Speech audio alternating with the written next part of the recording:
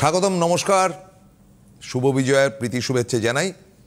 যদিও কালী পুজো আর কয়েকদিন বাদে, তাহলেও এটা নৈতিক কর্তব্য এবং আমার পাশে বসে থাকা সন্দীপ শাস্ত্রী মশাই, যে আমার ছোট ভাই এবং বন্ধু, মানে দীর্ঘদিনের সুরিত, তাকেও আমি নমস্কার এবং শুভ বিজয় জানাচ্ছি। একদম, তোমাকেও শুভ বিজয়।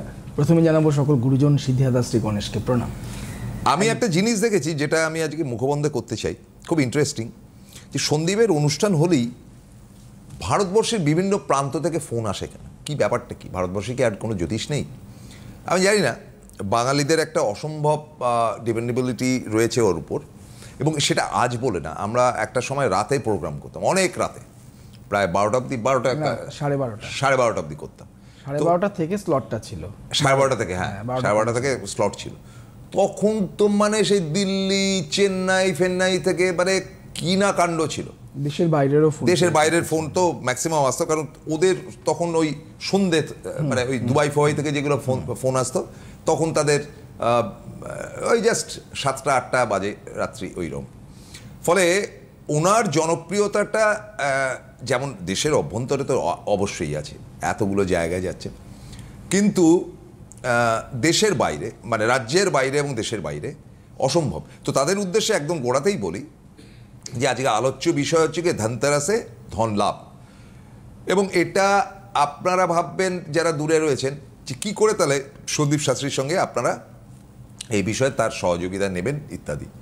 একেবারেই সোজা ব্যাপার। তলায় ফোন নাম্বারগুলো যাচ্ছে দেখুন, এবং ফোন নাম্বারগুলোতে আপনারা অবশ্যই ফোন করে অনলাইনে যোগাযোগ করবেন। অনলাইনে কিন্তু তিনি আপনাদের সঙ্গে নিয়মিত যোগাযোগ রাখেন। একদম একদম, যেটা দেশের বাইরে হচ্ছে, মানে রাজ্যের বাইরে বা দেশের বাইরে যেখানে আমি পৌঁছতে পারছি না, তার জন্য অনলাইন সিস্টেম ওপেন রয়েছে। আর যেখানে আমি যেতে পারছি তার সারাউন্ডিংস এরিয়া থেকে যদি ফোন করে অনলাইন বলেন, তাহলে দুঃখিত হবে না, কারণ সেখানে কিন্তু চেম্বারই আসতে না, সেখানে চেম্বারে আসতে। এবারে আজকে যেটা মোক্ষম প্রশ্ন, যে এই যে ধনতেরাসের ব্যাপারটা, এটা তো মূলত ধন লাভের জন্য কুবেরকে পুজো করা, এবং এটা সারা ভারতবর্ষের প্রত্যেকটা প্রান্তেই হয় একদম, এবং সিনসিয়ারলি হয়, এবং বিদেশেও হয়। একদম, মানে ইন্ডিয়ানরা লক্ষ্মী গণেশ এবং কুবেরের পুজো, কালী পুজোর গায়ে গায়ে লাগানো। তো এটাতে মানে স্বাভাবিকভাবে আমারও ভাই পয়সার দরকার, বলতে পারি। কি করা যায় ধন লাভ? অ্যাকচুয়ালি তুমি দেখো, বেশ কয়েক বছর আগে ধনতেরাস ব্যাপারটা কিন্তু নর্থের দিকে ভীষণ প্রচলিত, নর্থ এবং নর্থ ওয়েস্টে। সেখান থেকে ওখানে ম্যাক্সিমাম ওই মারোয়ারিরা এটা খুব ব্যবহার করতেন, মানে ইউজ করতেন। সেখান থেকে তারা যেহেতু বনেদি বেশ বড়লোক ব্যাপার একটা রয়েছে, সেখান থেকে আস্তে আস্তে ব্যবসায়ী, হ্যাঁ, বাঙালি কি করে, বাঙালি তো যে কোনো জিনিস অ্যাডপ্ট করে নেয় খুব সহজেই, তাই এই ধনতেরাসটাকেও অ্যাডপ্ট করে নিল। এবং ধনতেরাস কিন্তু সত্যি করেই আমরা বলি যে মা দুর্গার যে পুজো হলো, আমি লাস্ট দিন যখন সুবর্ণাদির সাথে প্রোগ্রাম করছি তখন আমি কথাটা বললাম, মা দুর্গার পূজা তো আমরা 9 দিন ধরে নবরাত্রি করি, এবং বিশেষ করে সপ্তমী থেকে দশমী 5 দিন আমরা উৎসবে মেতে উঠি। কিন্তু কালী পুজো কিন্তু 5 দিনের উৎসব, যদি আমি টোটালটা ধরি। ধনতেরাস থেকে চালু হয় আপ টু ভাইফোঁটা পর্যন্ত, মানে 18, 19, 20, 21, 22, 23, 5 দিন। কেন কি, যেমন ধরো ধনতেরাস রয়েছে ত্রয়োদশীর দিন, চতুর্দশীর দিন রয়েছে কি তোমার ভূত চতুর্দশী, তারপরের দিন অমাবস্যা, তারপরের দিন গোবর্ধন পুজো, তারপরের দিন ভাইফোঁটা, এইভাবে চলে কিন্তু। এবং সেখান থেকে দাঁড়িয়ে এই ত্রয়োদশী তিথিতে, মানে কার্তিক মাসের শুক্লপক্ষে ত্রয়োদশী তিথিতে ধনতেরাস উদযাপন করা হয়। এবং এই ধনতেরাসের দিনকে অনেকে অনেক রকম জিনিস কেনেন, তার মধ্যে রান্নাঘরে ব্যবহৃত বাসন কেনাটা খুব শুভ বলে মনে করা হয়। যিনি সোনা বা রূপো কিনতে পাচ্ছেন, কিনতে পারেন, এগুলো তো সচরাচর আমরা সবাই জানি। কিন্তু কিছু 5টা জিনিসের আমি আপনাদের বলবো যেটা কেনাটা খুব দরকার, এবং এর পেছনে কিন্তু ধনবৃদ্ধির বা মা লক্ষ্মীর কৃপা জড়িয়ে রয়েছে। সেই 5টা জিনিস হচ্ছে, আপনি গোটা হলুদ কিনবেন, দশকর্মা ভাণ্ডারে পেয়ে যাবেন। 5টি কড়ি কিনবেন, 11টি গোমতী চক্র কিনবেন। আরেকবার বলছি আমি, গোটা হলুদ, 3টি কড়ি, 5টি গোমতী চক্র, 11টি গোমতী চক্র, 5টি কড়ি কিন্তু নুন এবং ধনে এগুলো সবটাই নিয়ে আসবেন। এর মধ্যে হলুদ রঙের একটি কাপড় কিনে নেবেন। এই হলুদ কাপড়ের মধ্যে সব জিনিসগুলো রেখে একটা বাটিতে নুন রাখবেন, একটা বাটিতে ধনে রাখবেন, মা লক্ষ্মীর সামনে দেবেন এবং পরের দিনকে ত্রয়োদশী তিথি কেটে যাওয়ার পর সেই ধনেগুলো আপনার বাড়ির টবে হোক বা কোনো জায়গায় মাটি থাকলে সেই মাটিতে ফেলে দেবেন। তাতে যে ধনে থেকে যে ধনের গাছ বেরোবে বা ধনে পাতা যেটাকে আমরা বলি, সেইখান থেকেই কিন্তু বলা হয় যে শ্রীবৃদ্ধি হচ্ছে বাড়ির। এবং সবথেকে বড় ব্যাপার, ধনতেরাসের দিনকে কখনোই তেল কিনবেন না, লোহার জিনিস কিনবেন না, কালো কোনো বস্তু কিনবেন না। ধনতেরাসের দিনকে প্লাস্টিকের কোনো বস্তু কিনবেন না, ভাঙা কোনো বস্তু কিনবেন না, নুন কাউকে দান করবেন না, বা আপনার বাড়ির কোনো ধন মানে কোনো অর্থ কাউকে ধার দেবেন না, অবশ্যই সেদিন ধার নেবেন না। আর গাড়ি ধার দেবো না, ধার নেবো না, না তাহলে তো ব্যাংক থেকে টাকা তুলবো না। একদমই তাই। গাড়ি কেনা যেতে পারে, তবে যেন মনে রাখবেন গাড়ির রং যেন কালো না হয়। কালো গাড়ি যদি কিনতে হয় অন্য দিন কিনুন, ধনতেরাসের দিন নয়। বাহ, চমৎকার সমস্ত উদাহরণ তিনি দিলেন, এগুলো তো দরকার আমাদের না। একটা ফোন নিয়ে নি। একদম একদম। হ্যালো, নমস্কার আপনাদের দুজনকে। আপনাকেও নমস্কার। আমি আমার মেয়ের সম্বন্ধে একটু জানতে চাই। কোন জায়গা থেকে বলছেন? আমি এই ব্যান্ডেলের কাছে একটা গ্রাম থেকে বলছি। বেশ, মেয়ের নাম শুনবো। মেয়ের নাম সুপর্ণা মণ্ডল। সুপর্ণা, বেশ। এবার ডেট অফ বার্থ শুনবো। 11 অক্টোবর 1978। 1978? হ্যাঁ। সময়টা শুনবো। সময়টা 4:50 বিকাল। 4:50। জন্মস্থান ব্যান্ডেল? না, কালনা, বর্ধমান জেলা। বর্ধমান জেলা, আচ্ছা। মানে আপনি এখন যেখানে থাকেন সেটা কি হুগলি আর বর্ধমানের মাঝামাঝি নাকি? হ্যাঁ হ্যাঁ হ্যাঁ, ব্যান্ডেল আর কালনা তো এমন কিছু ইয়ে না, আমার বাপের বাড়ি কালনা। বেশ, আচ্ছা। জন্মবার কি মেয়ের বুধবার ছিল? বুধবার। মীন লগ্ন, মকর রাশি, শ্রবণা নক্ষত্র, দেবগণ আপনার মেয়ের জানা ছিল? আপনি কি জানতেন এটা? হ্যাঁ, জানতাম। বেশ, আপনার এখানে কিছু কিছু জায়গা আমি বলে দিচ্ছি, সেগুলো একটু মেনটেন করবেন। সেটা হচ্ছে যে আপনি চার্টটা দেখলে বুঝতে পারবেন আপনার, হ্যাঁ থ্যাংক ইউ, আপনার মেয়ের ক্ষেত্রে একটা 7.5 এফেকশন চলছিল, যেটা অলরেডি কেটে গেছে। অষ্টম স্থানে বুধ, শুক্র, মঙ্গল একসাথে বসে রয়েছে, যেটা মাঙ্গলিক দোষ এবং বীজযোগের মধ্যে পড়ল। সপ্তম স্থানে রবি, রাহুযুক্ত হয়ে বসে রয়েছে, এটাকে গ্রহণ দোষ বলছে। আপনার মেয়ের 78-এ জন্ম, যথেষ্ট বয়স এখন হয়েছে, কিন্তু আমি যদি একটা খুব পাতি বাংলা কথায় বলি, তাহলে বর্তমান সময়ে আপনি নিজেও কিন্তু অসুখী, আপনার মেয়েও কিন্তু অসুখী। সেটা সাংসারিক জীবন নিয়ে বলুন, তার ক্যারিয়ার নিয়ে বলুন। আমি ওই জন্যই জিজ্ঞাসা করা। একটা খরপোশের মামলা চলছে। দাঁড়ান না, ওনাকে বলতে দিন আগে, তারপর আপনি বলবেন।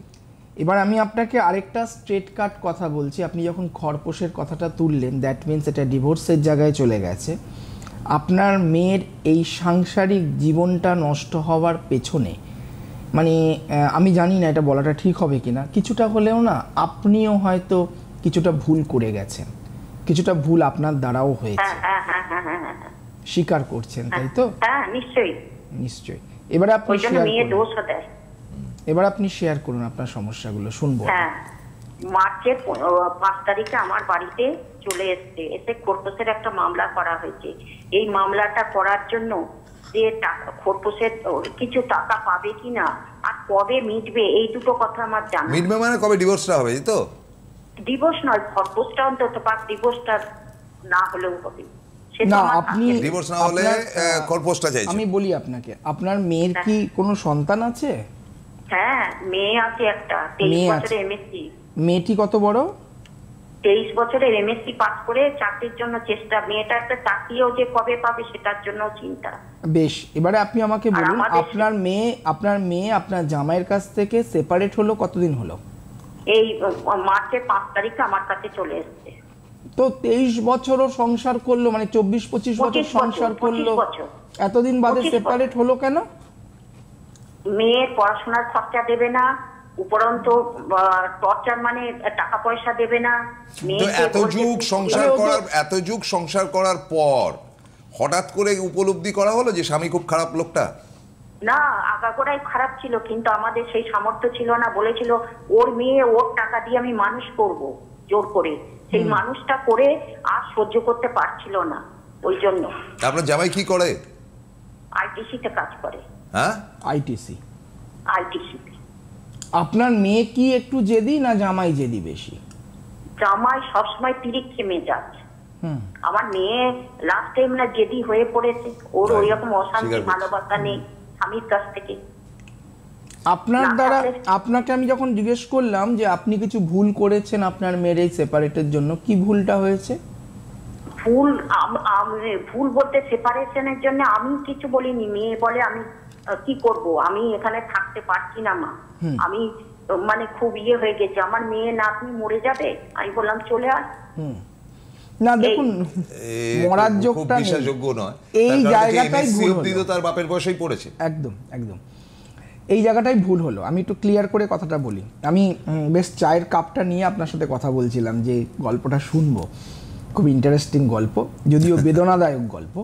কথাটা হলো এটাই যে আপনার বর্তমান মেয়ের যা বয়স বা মেয়ের যে মেয়ে রয়েছে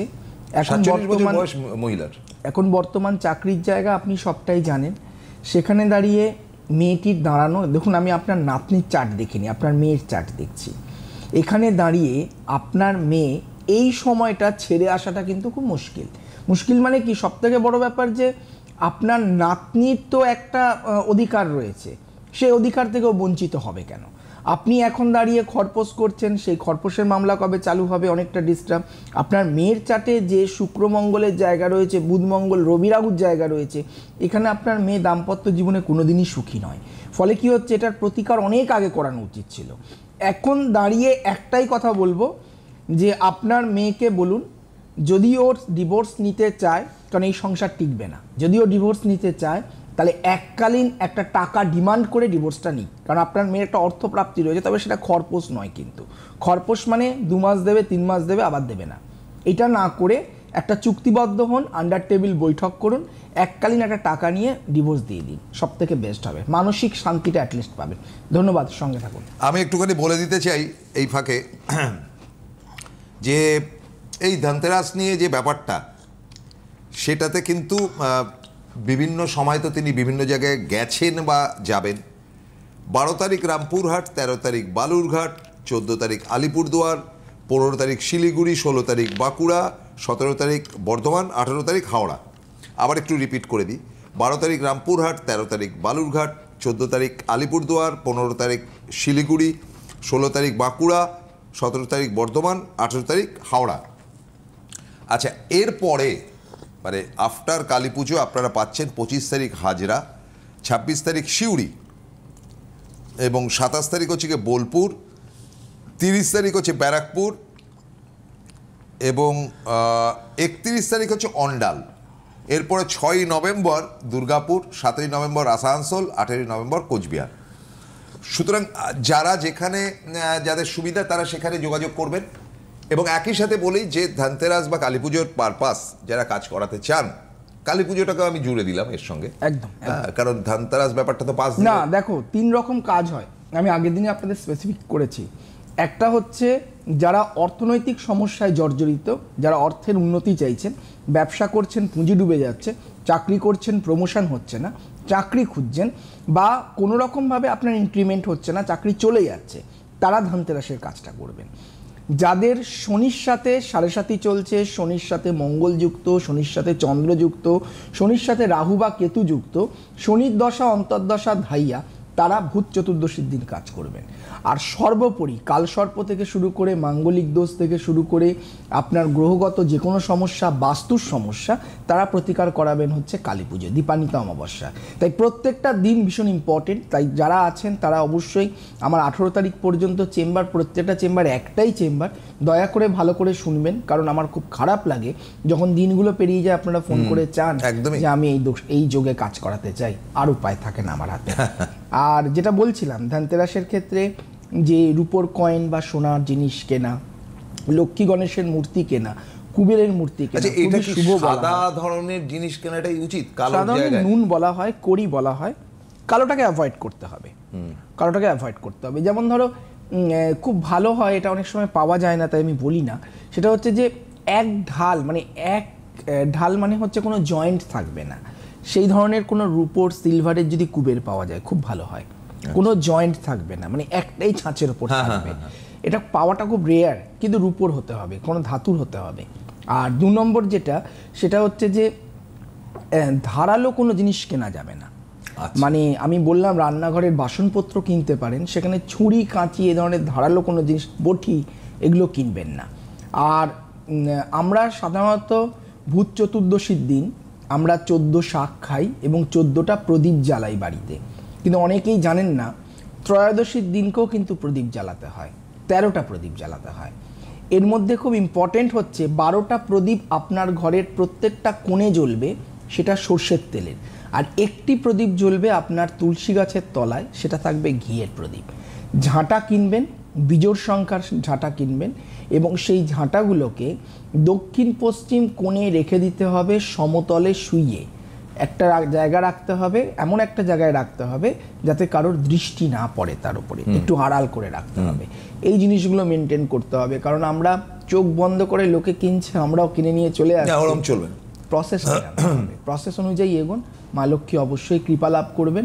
কারণ এই সময়টাতেই কিন্তু ম্যাক্সিমাম বাড়িতে অলক্ষ্মী দূর করে লক্ষ্মীর বরণ করা হয় সারা ভারতবর্ষে। একদম।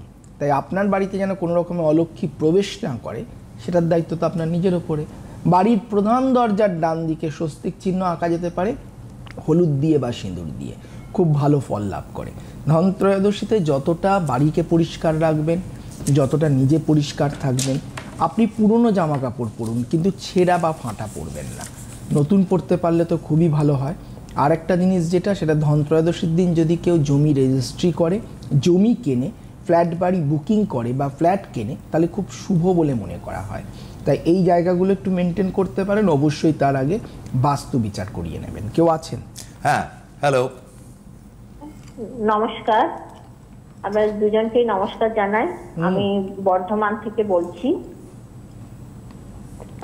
বলুন, শুনছি, বলুন। বলছি আমি আমার ছেলের সম্বন্ধে একটু জানতে চাই। ছেলের নাম? আমার ছেলের নাম হচ্ছে অর্ক রায়। অর্ক ডেট অফ বার্থ শুনবো। ডেট অফ বার্থ হচ্ছে 15/11/89। 89। সময়টা শুনবো। সকাল 6:10। কোথায় জন্ম? বুধবার, কলকাতাতে। কলকাতা। আপনি এখন বলছেন বর্ধমান থেকে, তাই তো? বেশ। ওর জন্ম বার ছিল বুধবার, তাই তো? বুধবার, হ্যাঁ। বৃশ্চিক লগ্ন, বৃষ রাশি, মৃগশিরা নক্ষত্র, দেবগণ আপনার ছেলে। হ্যাঁ। বৃহস্পতি বক্রী অবস্থায় রয়েছে। এই ডিটেলসগুলো আপনার জানা ছিল, তাই তো? হ্যাঁ, এগুলো জানি। আচ্ছা, আমি বলি আপনাকে, সেটা হচ্ছে আপনার ছেলে এখানে ইনকামের জায়গা, যেটা অর্থনৈতিক জায়গা, সেকেন্ড হাউসে শুক্র এবং শনি বসে রয়েছে, এটা খুব ভালো যোগ। আপনার ছেলে সৎভাবে সায়েন্স নিয়ে পড়ার চার্ট, টেকনিক্যাল বা ইঞ্জিনিয়ারিং রিলেটেড কোনো সাবজেক্ট নিয়ে পড়তে পারে। হায়ার স্টাডি যদিও করতে চায় তাহলে খুব ভালো হবে যদি ম্যানেজমেন্টে যায়, কারণ নবমপতি চন্দ্র কিন্তু ওর 7ম স্থানে তুঙ্গি হয়ে বসে রয়েছে। ম্যানেজমেন্টে গেলে খুব ভালো হবে। চাকরি করবে, জন্মস্থান থেকে যতটা দূরে থাকবে ততটা ভালো। আপনার ছেলে খুব সৎ, খুব অনেস্ট, ভালো টাকা রোজগার করবে, কিন্তু এই কর্মের জায়গাতে ওর পেছনে প্রচণ্ড শত্রু লেগে যাবে, যেটা ওর কর্মের জায়গা ডিস্টার্ব করতে পারে বা কর্মের স্থায়িত্বের জায়গায় ডিস্টার্ব হতে পারে। শেয়ার করুন এবারে। মানে তাহলে ডিস্টারবেন্স, এক মিনিট, তাহলে সমস্যাটা কোথা থেকে আসবে?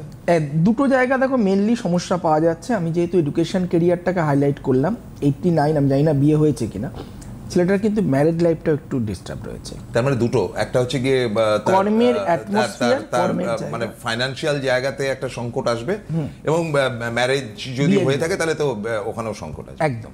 হ্যাঁ, বলুন দিদি, বলুন। হ্যাঁ, তো আপনি যেগুলো বললেন সবই ঠিক, কারণ আমার ছেলে এমনি লেখাপড়ার ব্যাপারে খুবই ভালো। ও MBA করেছে ইন্দোর থেকে। তার আগে কি করেছে? IIM থেকে বিটেক করেছে। এই তো বিটেক করেছে, মানে ইঞ্জিনিয়ার এবং ম্যানেজমেন্ট পাস। ঠিক। বিটেকটার সাবজেক্ট কি ছিল? হ্যাঁ, বিটেকের সাবজেক্ট কি ছিল? বিটেকে মেটালার্জি ছিল। মেটালার্জি, বেশ, এবারে আপনি বলুন ওর সমস্যাগুলো শুনবো। এবার সমস্যা যেটা, এমনি এই সাইডটা তো সবই ঠিক আছে, রোজগার পাতি যাই হোক সবই ভালো করে আমাদের কাছে, সেটাতে আমাদের কাছে কোনো প্রবলেম নয়। প্রবলেম হচ্ছে ওর বিবাহিত লাইফ। হ্যাঁ, তো বললেন তো হ্যাঁ, উনি বলেছেন তো বিবাহিত লাইফটা ওর একদমই ভালো না, কেননা বিয়ে হয়েছিল এবং সেটা ডিভোর্স হয়ে গেছে। কেন ডিভোর্স হয়ে গেছে মানে আন্ডারস্ট্যান্ডিং দুজনের মধ্যে ঠিক নেই। মানে ওর বউ কি করতো? বউ চাকরি করতো। তার পড়াশোনা কতদূর ছিল? সে বিএসসি ছিল। নিজেরা প্রেম করে বিয়ে করেছে? হ্যাঁ হ্যাঁ, লাভ ম্যারেজের চার্জ। বোঝো। আচ্ছা, ওদের বিবাহিত জীবনটা কতদিন টিকেছে? ওটা ধরুন মোটামুটি 7-8 বছর মতো। সন্তান আছে? না। আচ্ছা, এবারে আমি একটা কথা বলি, সেটা হচ্ছে আপনার ছেলের বিয়ে ভাঙার পেছনে দুটো কারণ। একটা তো আপনার ছেলের একটা মাঙ্গলিক দোষ রয়েছে, আর 2 নম্বর যেটা, সেটা হচ্ছে যে বৃষ রাশি, মেষ রাশি, সিংহ রাশি, বৃশ্চিক রাশি, এই রাশির জাতক বা জাতিকারা প্রচণ্ড রাগী এবং জেদি হয়। তো আপনার ছেলের কিন্তু একটু জেদ আছে, এবং অবশ্যই এবং দেখুন তারা প্রেম করেছিল, তারপরে বিয়ে করলো, 7-8 বছর ম্যারিড লাইফটাকে ওরা লিড করলো, কোনো কারণে আন্ডারস্ট্যান্ডিং প্রবলেম, ডিভোর্স হয়ে গেল, মানে খুব কুইকলি সবকিছু ঘটে গেল। কিন্তু এইবারে কি করতে হবে, আপনি নিশ্চয়ই এগোতে চাইছেন সেকেন্ড ম্যারেজের দিকে। তো সেকেন্ড ম্যারেজের দিকে এগোতে গেলে সেকেন্ড ম্যারেজ হবে আপনার সন্তানের যোগ আছে। কি সিরিয়াসলি? একদম। কিন্তু আপনি কি চাইছেন যে ওর আরেকটা বিয়ে হোক? হ্যাঁ অবশ্যই, আমার একটাই ছেলে দাদা। তাতে কি হয়েছে, একটা ছেলে আর 10টা ছেলে যদি থাকতো তাহলে একটা, তার মধ্যে একটা ছেলে যদি ডিভোর্স হতো আপনি চাইতেন না? যাই হোক, এবার আমি অবশ্যই চাইতাম, তার তো একটা লাইফ আছে না। নিশ্চয়ই। আমি এবার একটা জিনিস বলি, লাইফ যখন আপনি এই জায়গাটা বুঝতে পেরেছেন যে আপনার ছেলের একটা লাইফ রয়েছে, বয়স বাড়ছে, বিয়ের দরকার, কারণ এরপরে বয়স আরো বেড়ে গেলে সুযোগ কমতে থাকবে। আপনি একটা জিনিস খালি ছেলেকে বলুন, একটু শান্ত হতে বলুন, একটু কুল এবং কাম হতে বলুন। কারণ হচ্ছে যে অ্যাডজাস্ট, কম্প্রোমাইজ, এই দুটো শব্দ ওর জীবনের সাথে অনেকটাই কম। তারপরে দুটোর জায়গা আছে তুমি বলছো 100%। এটাকে কিন্তু আমি তুমি আগের জনকে বললে যে ওই মেয়ের মায়ের দোষ, মেয়ের মায়ের দোষটা দিল ঘরে আসার জন্য, এটা সবথেকে বড় উনি ভুল করলেন এত বছর বয়সের পর মেয়েটিকে। আর এই ছেলেটির ডিভোর্স হওয়ার কারণে আমি বলছি না, আমি কিন্তু আপনার ছেলের চার্ট দেখছি, আপনার বৌমার চার্ট দেখিনি, কিন্তু আমি একটা কারণ বার করলাম যে এটা একটা জায়গা যেখান থেকে দাঁড়িয়ে ডিভোর্স হয়েছে। পরবর্তী লাইফে ওর এই নভেম্বর থেকে একটা প্রবল বিয়ের যোগ চালু হচ্ছে, যেটা থাকবে ফেব্রুয়ারি 2028 পর্যন্ত। এর মধ্যে ওর সেকেন্ড ম্যারেজ হবে, কিন্তু তার আগে আপনি এই জায়গাগুলোর প্রতিবিধান করাবেন। আর অবশ্যই ছেলেকে বলবেন শান্ত হতে। শান্ত না হলে কিন্তু বিবাহিত জীবন, সেকেন্ড ম্যারেজ লাইফটাও টেকানোটা ভীষণ দায়ী। ধন্যবাদ, সঙ্গে থাকুন। এবং আজকে অভূতপূর্ব 2টি ফোন এলো। আপনারা নিজেরা দর্শক বন্ধু যারা আমাদের অনুষ্ঠান নিয়মিত দেখেন, তাদেরকে আমি বলছি যে সন্দীপের এরকম অদ্ভুত সমস্ত ব্যাপার আমার দিনই হয় কিনা আমি জানি না, হয় বাইরের ফোন, কমপ্লিকেটেড ফোন, মানে প্যাচালো ফোন, কিংবা হাইলি কোয়ালিফাইড, হয় বম্বেতে থাকে, নইলে গুজরাট, এও তো ইন্দোরে থাকে, যাই হোক, হোয়াট এভার ইট ইজ। দুজনেই শিক্ষিত, পার্সোনালিটি ক্ল্যাশ, প্রেম করে বিয়ে চলে গেল। তো সন্দীপ আজকে একটা অদ্ভুত ব্যাপার করলেন। প্রথম ফোনটা খুব সেন্টিমেন্টাল আপনাদের মনে হতে পারে, অন্য অ্যাস্ট্রোলজি প্রোগ্রাম হলে হয়তো তিনি বলতেন যে হ্যাঁ জামাই খুব খারাপ, কিন্তু একবার উকিলের মতন চেপে ধরলেন সন্দীপ। বললেন যে এত বছর বাদে ঝঞ্ঝাট হবে কেন, না তার মেয়ে কি এমএসসি পড়ছে, আরে এমএসসি পড়ছে তো তার বাপের পয়সাই পড়েছে, পয়সাটা তো আপনি দেননি, তার মানে আপনি লোকটা খুব একটা সুবিধার না, প্রথমেই শাশুড়িকে জানিয়ে দেওয়া হলো বা মেয়ের মাকে জানিয়ে দেওয়া হলো। এই ধরনের অনুষ্ঠান করা উচিত। মানে আমাদের এখানে ফোন করে সবসময় বলা তো ও খুব খারাপ, আরে আপনিও খারাপ, এটাকে বলবার সাহসটা রাখতে হবে। দ্বিতীয় জনকে তো হ্যামার করে দিল যে আপনার ছেলে দোষী আপনার বৌমার থেকে, আরেকটা বিয়ে করলেও সেটা গন্ডগোলের যাবে। তো প্র্যাকটিক্যালি অ্যাস্ট্রোলজিটার মধ্যে না সত্যিটা জানতে শিখুন, যদি বিশ্বাস করেন। যদি না বিশ্বাস করেন চুকে গেল। যদি অ্যাস্ট্রোলজি বিশ্বাস করেন তাহলে সন্দীপ শাস্ত্রীর এই কড়া কথাগুলো, যেটা অত্যন্ত কঠিন এবং অবশ্যই আপনার পক্ষে খুব স্বাস্থ্যকর নাও হতে পারে, সে বাস্তবটা জানতে গেলে সন্দীপের অনুষ্ঠান দেখতেই হবে। এবং দেখতে গেলে প্রত্যেক বুধবার দিন এবং বৃহস্পতিবার দিন বিকেল 3টে এবং শনিবার দিন দুপুর 12টা। এই হচ্ছে গিয়ে great Sandeep Shastri, my dear friend. তিনি আসবেন আপনাদের সঙ্গে কথা বলতে, কঠিন কথা বলতে, যেটা সহ্য করতেই হবে। ভালো থাকবেন, নমস্কার। নমস্কার।